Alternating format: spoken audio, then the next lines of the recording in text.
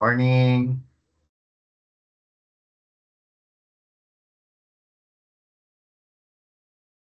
Yan. So today, our topic is taxation of non-individual taxpayers. Okay, medyo maganda itong pag-uusapan natin ngayon. So let we start already.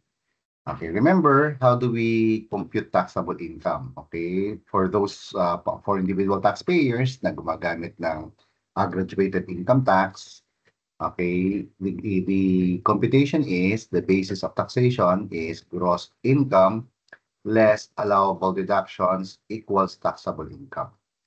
Okay, so alam naman natin, inclusions ang mga to, ang mga taxable, isasama natin.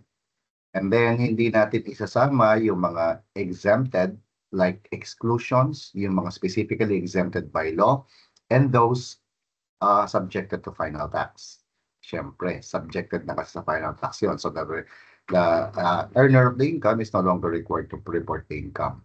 Napag-usapan na rin ang deductions. So meron tayong itemized deduction at saka optional standard deduction. Okay, so taxable income na ito ngayon.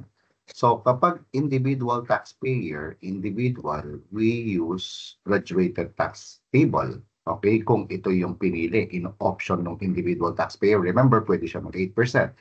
Or kapag nag-graduated siya, ito yung basis. Gross income less allowable deduction equals taxable income, and then we will just apply the graduated tax table. Kapag non-individual taxpayer to, we just apply the rates.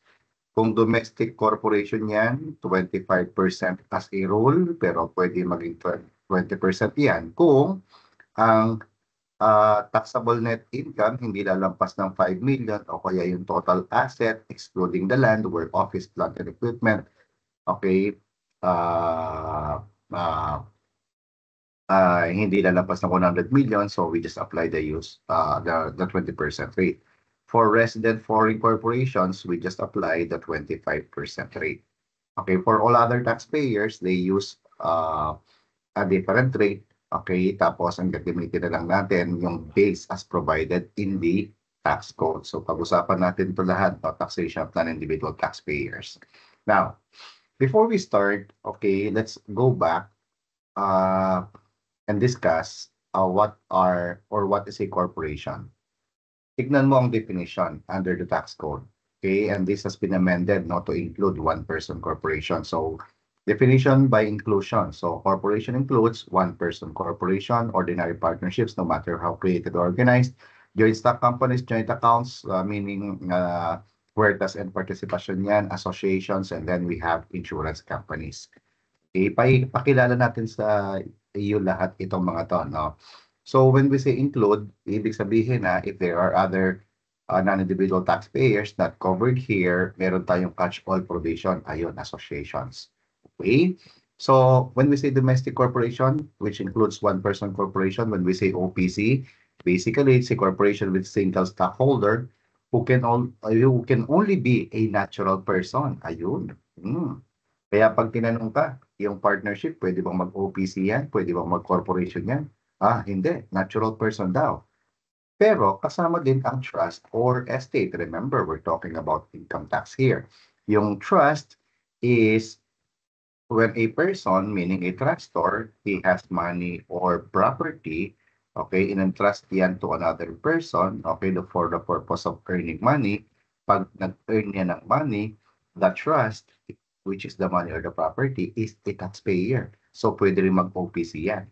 Yung estate naman, alam naman natin na to mga kapatid, okay, merong isang taxpayer, let's say si A, okay, meron siyang business, this is the business, this is the business, ayaw magsulat ng aking pen, ng business niya, tapos meron siyang legitimate child, meron siyang surviving spouse, namatay siya, hindi sinettle yung estate, meaning estate taxes not paid, pinagpatuloy ang negosyo, kumikita yan, the taxpayer here is the estate. So itong estate na to na hindi sinettle ang estate tax ha, so it is not yet the compulsory heirs who are the owners for taxation purposes. Okay, so ang mangyayari, itong estate is the person liable to pay the tax. Okay, so yan yung taxpayer na estate, which means pwede rin niyang mag-register as OPC. Now, part of the definition of corporation is also ordinary partnerships. So, pag sinabing ordinary, hindi yan yung general professional partnership na GPP. Okay, so according to the tax code, when we say ordinary partnerships, it refers to a partnership no matter how created or organized. Ibig sabihin, kahit hindi established yan or registered with the SEC, okay? Basta hindi yan GPP, yan ay ordinary partnership and therefore it will be taxed like a corporation. Sir, bakit taxed like a corporation? Kasi nga, ang partnership na ordinary falls under the definition of a corporation. Therefore, for taxation purposes, yan ay corporation, just like ADC. Okay? Now, tignan mo to. Two or more persons, this is actually the definition under the Civil Code. Two or more persons bind themselves to contribute money, property, or industry to a common fund with the intention of dividing the profits among themselves. So, ito basically, pag sinabi natin ordinary partnerships, it also pertains to a partnership. The intention or the goal is to earn money, and therefore, if the partnership earned money, and the income is not exempted, then it is subject to tax.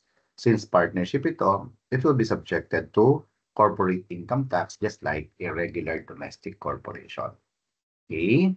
Now, joint stock companies, a business owned by investors with each investor owning a share based on the amount of stock purchased. Ay, tignan mo to. Kaya nga joint stock companies parang ganito lang yung composition niyan. Halimbawa, ayan ang mga merong companies, no? Company B, C, D, E. Okay, in-establish itong company na to. Each of them basically made an investment. Okay, so this company is an example of a joint stock company. Okay, so this is a corporation for taxation purposes. Very easy. Tapos naman, pag sinabing joint accounts, a partnership, kaya nga joint account, no? Yung mga tao lang naman to na nag-invest. A partnership constituted in such manner that its existence was only known to those who had an interest in the same. There being no mutual agreement between the partners and without a corporate name indicating to the public in some way that there were other people besides the one who ostensibly managed and conducted the business, this one is lifted. Tignan mo ang definition niya, 1906 pa, hinanap natin yan. No? Ito yung parang basis of taxation of joint accounts, GR number 2800. No? So this is how a joint account has been established. Mamaya explain natin to. Yeah, it's one that is held jointly by two or more natural persons or by two or more juridical persons. So pwedeng non-individual din ito. Under such setup, the depositors are joint owners or joint or co-owners of the said account, and their share in the deposit shall be presumed equal unless the contrary is proved. Ayan. Ito ang alam mong literal na meaning ng joint account. Halimbawa, ito si A o si Nicanor, ito si Inday, nagmamahalan. So ngayon, nagsimula silang bumuo ng kanilang pangarap. Nag-open sila ng bank deposit kay ABC Bank. Pag nagdeposito sila rito, anong tawag doon? Joint account. Di ba? Pag joint account, deposit yan. Pagkatapos nag-earning interest, ang interest is subject to final tax. So how do we tax the interest? Aba, final tax yun. Okay, sir, ay paano magiging income tax itong joint account na to? Dito tayo sa taas. Okay, ano bang ibig sabihin yan? Very simple. Nung nag-aaral kayo, meron kayong feasibility study. Ito yung ginagawa ng mga bata at ito ay whenever I sit as a member of the panelist, no? Ito ay kino-question ko na palagi. So halimbawa, sa feasibility study, merong isang individual taxpayer. Okay, sole proprietor ito. Nagtayo siya ng negosyo niya. So, self-employed to sa taxation, ang tawag natin dyan. Di ba? Ngayon, merong isang tao na gustong mag-invest. So, nagbigay siya ng pera dito, let's say 1 million pesos. Aba, yan pala yung example ng joint account. In this case, if since ito ay sole prop, hindi naman to partnership. Kumbaga, nag-invest lang yan. So, effectively, yung income na yan can fall under the joint account which can be subjected to taxation under corporation. Kaya nga yan, pag halimbawa, merong nag-ano, no, sa mga defense na ganyan, ako po, okay, kung borrowing lang yan, si sole proprietor pa rin ang may-ari niyan. Kung nangutang lang. Pero pag nag-invest na yan, magiging joint account na yan, parang partnership. Therefore, it can be subjected to uh, regular income tax, just like a corporation. Yan ang mga joint accounts. Kaya mag-iingat kayo dyan. Kaya nga tignan mo, balikan natin ang definition. A partnership constituted in such a manner that its existence was only known to those who had an interest in the same. So in this case, yung si sole prop, nakakaalam, at saka si investor. There being no mutual agreement between the partners. Wala naman talaga. Well, minsan meron. And without a corporate name, kasi nakalagay, sole proprietor to. Okay, and without a corporate name indicating to the public in some way that there were other people besides the one who extensively managed and conducted the business. Kumbaga, ang ano lang dito, naka-front is the sole proprietor. Ito, parang natin kasi parang ano lang siya. Okay, investment partner lang. Aba, joint account yan within the meaning of joint account. Okay? Kaya pag mag-ano ka, mag-advise ka ng mga taxpayers, sasabihin mo yan pag halimbawa tumanggap ng investment from other people. It can be interpreted as a joint account and therefore it can be subjected to regular corporate income tax. O insurance company naman, napakadali lang nito. Any taxpayer, organization, or group engaged in insurance business is an insurance company. Okay, tapos ito yung catch-all provision. Any organization or group of persons other than those mentioned basically falls under the definition of corporation. Example, NFJP. Okay, mga kapatid, organization lang to. We are not yet talking about the treatment of their income. Baka sabihin nyo, sir, di ba exempt yun? O, sabi ko sa iyo, hindi pa yung taxation pinag-uusapan natin dito. Ang pinag-uusapan lang muna natin, who are corporations. So kapag yan ay organization ng mga tao, hindi naman siya OPC, hindi naman siya joint account, hindi naman kwentas partisipasyon, hindi naman partnership yan, hindi naman insurance company. Therefore, association yan, and therefore, it is a corporation for taxation purposes. Okay? And at JP, yung mga tricycles operators, drivers and transport operators and drivers association, mga TODA, mga kooperatiba, okay, mga NGO. Okay, so ayan, pasok sila dyan. Again, we are not yet in taxation of their income. We are more on kinikilala muna natin sila. Remember, I always say, no, it's easier to judge a person if you know them. Kung kilala mo kung sino sila, mas madaling matreat yung income nila. Okay? Now, so, there are organizations which are or which don't fall under the definition of a corporation. Okay, as a rule, ang corporation taxable. Itong dalawa na to, exceptions sila sa definition. Therefore, hindi sila corporation. Kung hindi sila corporation, hindi sila subject sa income tax, kaya sila exempted. Okay, sino itong dalawang taon to? The first one is GPP or General Professional Partnership. Hindi ito ordinary partnership kasi pag GPP, it is a partnership formed by persons for the sole purpose of exercising their common profession. Okay, no part of the income of which is derived from engaging in any trade or business. Anong ibig sabihin sa madaling salita? Kaya nga muna, kaya nga mga kapatid, tignan mo to. Kaya nga SGGV and Company, CPAs. Meron siya mga descriptive words. RG Manabat and Company, CPAs. Okay, Deloitte, PwC, Istalipana, PNA, Punong Bayan na Raulio, di ba? Rojas taba mo. O, kaibigan ko yung managing partner din dyan, si Michael Rojas. O, okay, yung, iyan, may mga descriptive words. Kung lawyers naman, halimbawa yung kapatid ko, Gudani and Tagudin Law Offices. Okay? O, di ba, attorneys at law, yan ang mga description. Yung mga doktor, corporation ang ginagawa ng mga yan, wala akong nakikita ng general professional partnership. Yung mga architects naman, June Palafox and Architects. Okay, mga engineer, hindi rin wala masyado nakikita na organization of engineers. But if there are, so long as they practice their common profession, they are a GPP. Pero syempre registered yan sa SEC. O, di ngayon, ang GPP exempted yan sa taxation. Bakit exempted? Kasi nga, hindi siya corporation. Okay? Who are the persons liable to income tax? In case the GPP earns income, it is the partners who are liable in their individual and separate capacity. Kaya nga discussion natin, di ba sabi natin, ano to, constructed to na there's a flow in our discussion para mas magadali mo siya maintindihan. O balikan natin. Halimbawa, ABC and Company CPAs.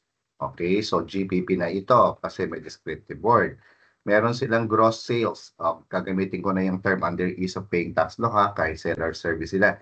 Gross sales nila, halimbawa, 10 million. Meron silang cost of service, 5 million. So, meron silang gross income, 5 million din. Halimbawa, meron silang allowable deduction, OSD or itemized, let's say 2 million. OSD, 40%. So, 3 million ang net income. Net income ha. Okay, bakit hindi taxable income? Kung ang income nila, sales nila, is from the practice of profession. Okay, so ngayon, itong net income na to will be distributed to the partners, assuming equal yan. So each will receive 1 million pesos. O, dugtungan natin ng inaral mo dati. Tandaan mo, before the distribution of income to the partners, it will be subjected to 10% or 15% expanded withholding tax rate. Ang threshold, 720,000. So ito, kakaltasan ni GPP ng 15% yan. Bakit? Kasi nga, separate entity concept yan. So, kakaltasan ng 15%. Si A, i-report ang 1 million niya. Item of gross income niya kaagad yan. Ito yung partner share in the net income of the GPP. So, pwede pa ba tayo mag-deduct dyan? Okay, wala na. Kasi nga, ang partnership na, ang tatanggap niya is net of cost and expenses, pass-through entity and GPP. So, ang mga partners, neto na yung natanggap nila. Gross income na yan. Wala nang deduction whether itemized or OSD dyan. Naituro na sa iyo yan. E di ngayon, paano kung merong other income? Aba, kung merong other income, doon pwede silang mag-itemized deduction. Whether itemized or OSD. Okay? Pero kapag nag-OSD si GPP, itemized lang doon sa other income kasi the rule prescribes that only once lang pwedeng gamitin ang OSD. Okay? So, ito ha. So, ang ano natin dito. So pag di-report na ni A, B, and C, yung kanilang share in the net income, which is an item of gross income, wala nang deduction yan, graduated tax table na yung gagamitin. Bakit graduated tax table na yung gagamitin? Kasi individual tong mga to Hindi naman subject sa RCIT yung net income ng GPP. Kaya, since the individual taxpayers, the partners in this case, are the recipients, we will use the graduated tax table. O pwede bang mag 8% ang mga partners in a general professional partnership? Hindi. Bakit? Kasi the basis of 8% is gross sales and other non-operating income. Ang natanggap dito, gross income kaya hindi sila pwede. Okay, so ngayon, pag ni-report nila yan, ginamit ang graduated tax table, income tax due. So yung kinaltas ng partnership na 15%, in this case, kasi nga lampas na sa 720,000 tax credit nila. Yung neto, yan ay magiging payable nila or still due. Kung sumobra yung withholding or yung tax payment, anong overpaid? Yan. Okay, so ganyan lang kasimple. Sir, papaang sabi mo kanina, kapag ang GPP para ma-exempt, dapat ang sole income would come from the practice of profession. Tama yon. Sir, papaano kung nagkaroon ng other income si GPP? Aba, kung nagkaroon ng other income si GPP.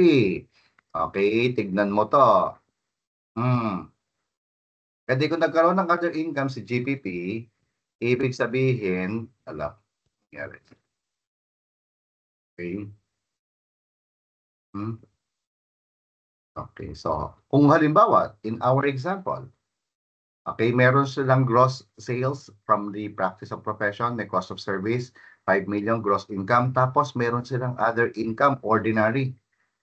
Okay, anong mangyayari? Halimbawa, nagkaroon sila ng other income, yung isang partner, okay, nagbebenta ng chicheria sa opisina. Aba, o kaya yung ano niya, yung firm mismo nagtitinda, nagparenta, meron siyang rental income. Aba, yung nagkaroon silang income other than practice of profession. So yung 10 million na to, total gross income yan, allowable deduction, yung kanina example natin, 2 million. So itong 8 million ngayon, taxable income na yan. Isa-subject na yan sa RSIT. Bakit sir RSIT na yan? Kasi kahit GPP ito, since meron siyang other ordinary income, subject na yan sa, hindi na siya magiging general professional partnership. Okay, so 2 million ito, babayaran na. So ang magiging net neto, net income after tax is 6 million. So kapag nag-distribute kay A ng 2 million, kay B ng 2 million, equal ang agreement nila, subject yan sa 10% final tax. Bakit? Deemed dividends. Okay, sir, bakit deemed dividends? Kasi nga, hindi na sila GPP, therefore, ordinary partnership na yan. Since ordinary partnership, yan, RCT yan. So, any distribution of income by a partnership, deemed dividends yan, subject to final tax. O, tatandaan mo, kapag exempt ang GPP, any distribution to the partners, expanded withholding tax, 15% yan. Threshold is 10 or 15%, threshold is 720,000.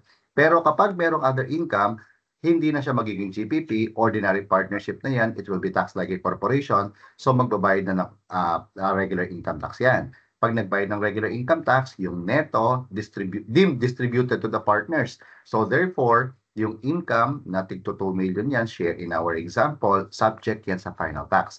So nung matanggap yung 202 million ni A, kinaltasan ng 10% yan, is A required to report the income? No, because the income has been subjected to final tax. Yan ang difference between the two. Okay, sir, paano kung merong other income si GPP, pero exclusion from gross income, pero ito ay exempted from taxation, or it has been subjected to final tax? Aba, the GPP shall remain a GPP. Okay, anong punto natin dito? Okay, there is another parang RC who interpreted that a GPP is exempted from taxation. Tama naman 'yon. Pero dapat from the practice of profession lang.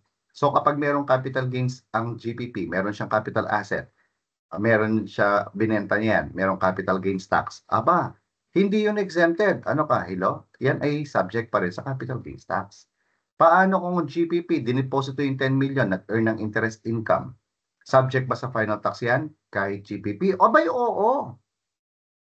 Bakit? Kasi ang exemption lang ng income ng GPP is from the practice of profession. So any other income is not covered by the exemption. Remember, how do we interpret the exempting provisions? Strictly construed against the taxpayer. So ang sabi dito, for the sole purpose of exercising the common profession. Okay, kaya nga ito mapapansin mo na 'to 'pag nagtatrabaho ka.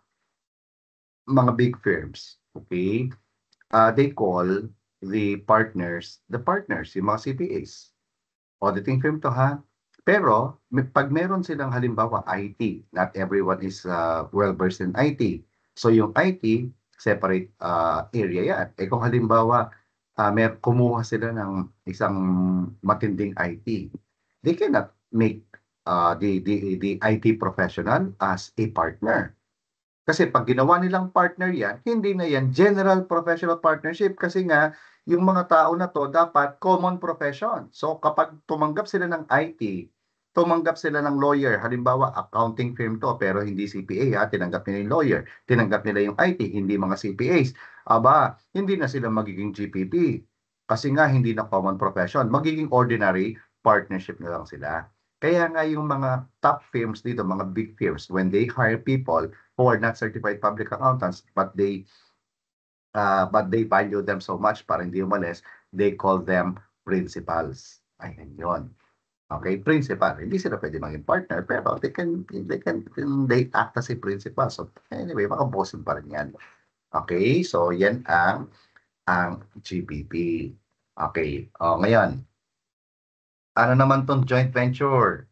Dalawang uri ng joint venture ha. Merong isang taxable joint venture, merong isang exempt joint venture. Pag-usapan natin tong exempt joint venture. Exempt ito dahil hindi nga yan corporation eh. So, tignan muna natin to. Halimbawa, si ABC Corp, at saka si XYZ Corp, nagsanib puwersa. Anong gagawin? Construction. Anong gagawin? Mineral exploration. Meron ba silang kontrata sa gobyerno? Oo. Okay, nagsanib puwersa. Ngayon, nag-raise sila ng 1 billion pesos as capital. Ito yung cost of service. Pero nag-bid sila, 2 billion ang kontrata nila sa gobyerno. Ang cost, 1 billion only. So, gross sales ito yung cost nila. Sabihin na lang natin pati expenses. Cost and expenses, okay, 1 billion. So, they expect to earn 1 billion pesos net income. Okay? Net income. Bakit? Ano nga itong GPP? Construction company, mineral exploration, may service contract with the government. Therefore, exempt joint venture yan. So itong 1 billion na income, assuming equal ang agreement nila, paghahatian ni A, B, C at saka ni XYZ. So 500 million each. Okay? By the way, itong joint venture na to, madali siyang makilala. Halimbawa, in this case, ABC Corp and XYZ Corp. AX joint venture, separate entity ito, i-register din sa SEC at saka sa BIR. Okay, ngayon, balik tayo dito. They raised 1 billion pesos so they can bid the contract worth 2 billion. So they were able to, let's say, nanalo sila, highest bidder.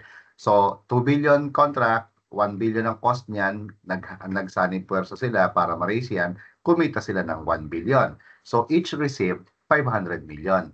Itong net income na 1 billion, bago ibigay kay ABC itong 500, itong XYZ 500, subject yan sa 15% creditable withholding tax. Okay, yan ang nasa role natin ngayon. Revenue Regulation 2024 lang yan. So, ngayon, ang kakaltasan niyan ng AX joint venture kasi nga separate entity. So, itong 15% na creditable withholding tax or expanded withholding tax credit yan ni ABC at saka ni XYZ when they report their share in the net income of the exempt joint venture. Okay? Bakit exempted ang joint venture na to sa taxation? Kasi nga, it is the co-venturers who are liable in their individual and separate capacity. The joint venture is merely a pass-through entity. Parehas na concept ng GPP. Okay? So, ganyan lang kasimple yan. Sir, papaano kung halimbawa ganito yung nangyari? Isip ko lang ulit. Okay, si ABC Corp at saka si XYZ Corp nagsanib puwersa. Okay? Nagkaroon sila ng capital, 1 billion. Tapos, meron silang kontrata, 2 billion. Okay? Construction sila, sige, pwede. Mineral exploration sila, sige, pwede. Pero wala silang contract, service contract with the government. Exempt joint venture yan? Hindi. Remember, if there are conditions for exemption, dapat ma-comply. So, kung walang service contract, hindi sila exempt joint venture. Sir, papaano kung hindi sila construction, hindi sila mineral exploration? Hindi sila exempt joint venture, ibig sabihin, taxable ang mga yan. Okay, paano natin ita-tax yan? So, halimbawa, hindi sila exempt joint venture. AX joint venture pa rin yan, i-register pa rin yan. Anong meron dito? So, itong 1 billion na net ng cost and expense, ito ay masasubject sa regular corporate income tax. So, 250 million yan. So, ang net income after tax is 750 million. So, ngayon, nagbayad na ng tax. Ayun ang income tax natin. So itong 750 million paghahatian ng dalawa. So 375 million ang mapupunta doon. Okay? So ngayon, ang tanong, ano ang treatment ng distribution? Ito ay exempted sa income eto, since nagbayad na sila ng income tax, yung neto distributed to the co-venturers, exempted yan. Bakit? In the nature of intercorporate dividends yan. From one DC to another DC or RFC. Intercorporate dividends exempt itong distribution. O, di ba? Tignan mo yung distinction. Kapag exempt joint venture, naghati ang dalawang co-venturers or tatlo or more kasi pwedeng consortium yan, yung distribution pag exempt joint venture, subject sa expanded withholding tax na 15%.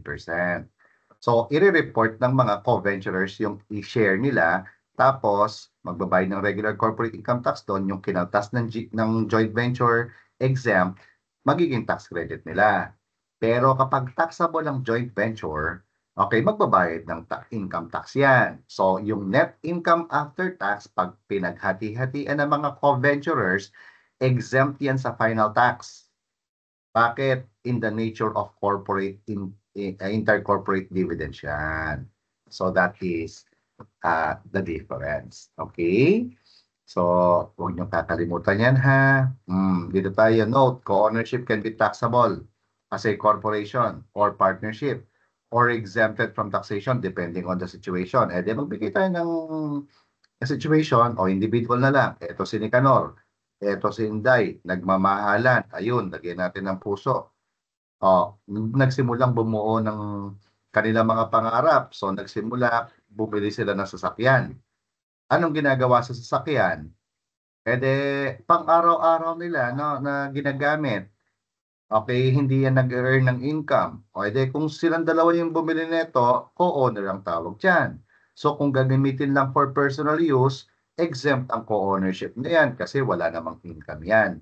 Pero if the parties, okay, si itong dalawa na to, bumili ng sasakyan, ginawang taxi, ginawang Grab, or whatever for rent, anong mangyayari? Yung kanilang co-ownership ngayon at nag-earn ng income to, magiging taxable yan as a partnership. Therefore, taxable like a corporation. Kung halimbawang partnership yan, nagkaroon ng income, ang partnership, matatax sa regular corporate income tax yan. Any distribution of income after the net income after tax, subject yan sa final tax naman. Okay, so 10% final tax yan kasi nga deemed dividends. Bakit deemed dividends? Kasi hindi naman corporation yan. Pero they are corporation for the purpose of taxation. Kaya yung any distribution of income by the ordinary partnerships are subject to 10% final tax. So, ganyan ang corporation. Okay? Mahaba na.